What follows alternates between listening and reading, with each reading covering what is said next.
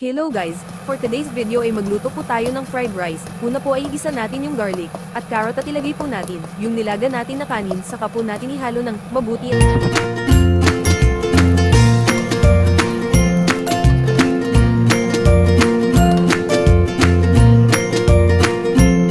At lagyan din po natin ng pampalasa light sauce, asin, cooking wine, sesame oil at paminta at ihalo natin ng mabuti hanggang maluto at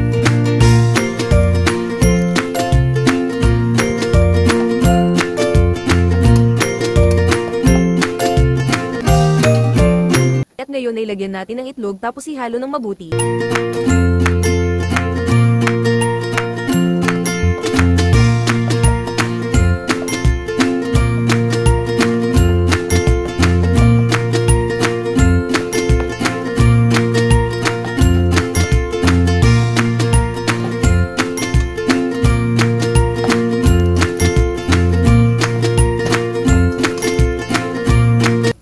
Ngayon ihalo din po natin yung bakwa, or kung wala po kayong bakwa ay lagyan po ninyo ng luncheon meat or meatloaf, pwede din at ihalo din ng dahon ng sibuyas. Ayan, tapos na po guys ang fried rice natin. Sigurado po itong masarap. Thanks for watching, follow for more.